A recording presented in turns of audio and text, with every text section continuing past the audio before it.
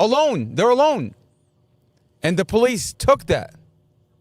The fact that he cared about these kids and he would not come home with us. I mean, by the way, I didn't know these kids.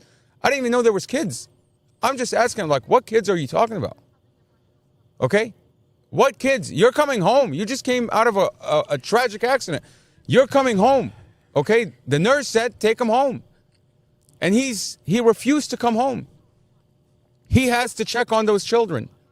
And the police, along with this criminal, Glenn Ford, this criminal, Tanisha Coleman, they took that and they turned it around and they told the children he's on the run.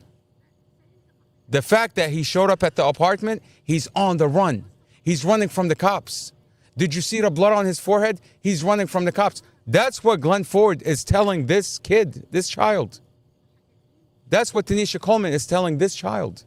They're actively abusing these kids. And Mostafa entrusted Tanisha Coleman. He trusted her. He said, can I trust you with these kids? Should I call the cops? What should I do? And she says, don't call the cops. Why do you think they're so terrified to release the communication between Tanisha Coleman, Glenn Ford, Kylie, the police, and the prosecutor? Because they're corroborating. They're working with each other against Mostafa to weaponize the children against Mostafa. By the way, I called Drum that night, and I notified him that the children are going to be staying with this neighbor. And he told me on the phone, under no circumstance is Mostafa taking those children home to his parents' house. Under no circumstance. Are you talking about the same Drum that's on the phone with Tanisha Coleman? But I don't see that in any of the reports. Are you talking about the same Drum that's on the phone with Tanisha Coleman, where he hears the children in the background hanging on every word, and he tells them, Mostafa killed Dorothy on purpose? And by the way, you have a father like Divine. Wait a minute. Begging to be with his kids. Wait a minute. You're telling the person that's in possession of the kids that you can clearly hear the children in the background hanging on to every word, that Mostafa did this on purpose, killed Dorothy and the 5-year-old when you're in the initial stages of investigating this vehicle. That is crazy, by the way. You've already condemned Mostafa guilty from the minute that you got on. When Casey Fon told you he's on drugs, I've had contact with him. We've been briefed about Mostafa. We know him. We've been briefed about him. What have you been briefed? That he sued you? Let me tell you this. That he has a lawsuit against you? Now you're taking advantage of his accident? By the way, it's one thing if you're behind the scenes investigating what happened. It's another thing to actively tell and abuse these children and tell them without evidence, without any evidence, before you looked at the dash cam, before you looked at the data recorder, before you had a chance to examine what happened in this accident. You're already, as an investigator of 20 years, you're already telling the children this man did it. You're telling the children that. And Sarah Sammy wants to stand before Judge Weimer yesterday and tell him, I don't know. The only person that talked to the children is a forensic psychologist who's trained to deal with kids. You've already fucked these children's brains up. You've traumatized these kids. The police did. Glenn Ford, Tanisha Coleman. You've already abused the shit out of these kids. And then you want to throw them into a forensic interview with a psychologist? And you want to act like you don't know? You haven't looked at it? I haven't looked at it. Well, let's do this. Let's get your communication and let's see if you really didn't look at it. Okay? What are you so afraid of? Why are you shivering and shaking before Judge Weimer? Why do you have 10 internal affairs officers behind you in court? What are they all interested in? The moment that Judge Weimer says, I'm not going to allow the release of prosecutor Sarah Sammy and Commonwealth Amy Ashworth communication released to the defense attorney, all those suits got up and left.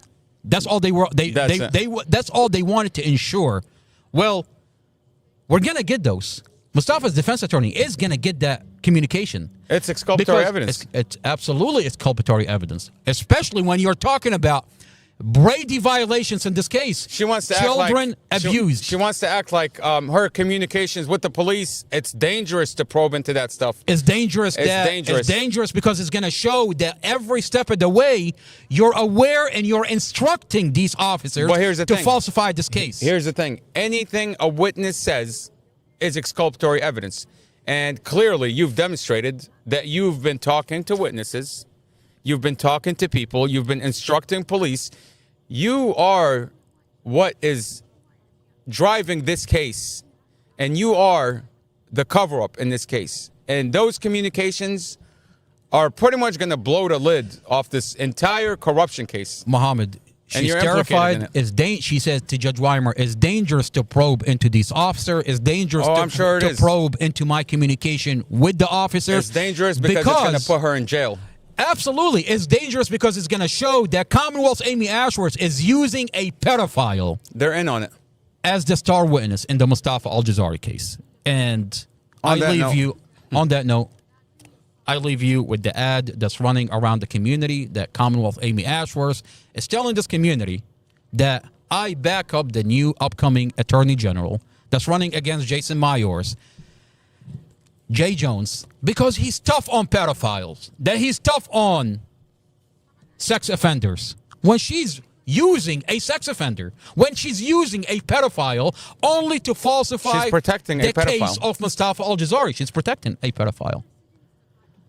On that note, I want to thank everybody for being here. Mohammed, I want to thank you for being here. Do you want to say anything before we end the podcast?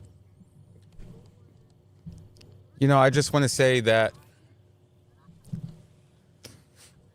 although I wasn't in court yesterday. You took really good notes, although you were not in court. Although I was not in court, and I am currently not allowed to be in the courtroom because of the lies of prosecutor Sarah Sammy, the smear campaign, alleging that I bought a rifle in 1,000 rounds, insinuating that I'm going to do something crazy. I'm sitting here. I mean, I've been here for 3 hours and 8 minutes. I would say I'm pretty peaceful. Okay, maybe I have a big mouth. Maybe I talk a lot, but I would say I'm very peaceful. I thought the First Amendment protects you from speaking out and talking about what they're doing behind closed doors. And I'll tell you what I guess in Prince William County there is no First Amendment. What I figured out in Prince William County, specifically with Sarah Sammy, is if you talk, your voice is a very dangerous weapon. When you talk, you are not only exposing the corruption that goes on behind closed doors, but you're implicating prosecutors with criminal activity, defending pedophiles, defending an officer who openly admitted to tampering with Mostafa's dash camera. The one piece of evidence that was installed by Mostafa for his protection, that was taken away because Chad Mason decided, I don't give a fuck about the rules. I don't follow the rules.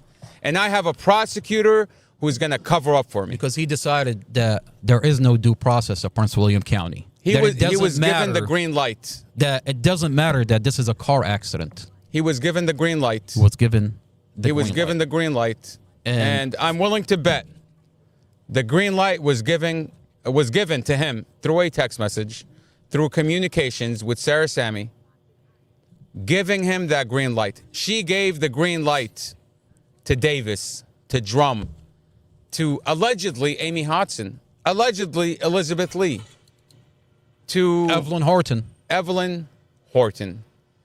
Okay, the wife of the investigator Stephanie Claiborne Drum, who we're finding her on a police body cam on three-way when she doesn't work for the police department.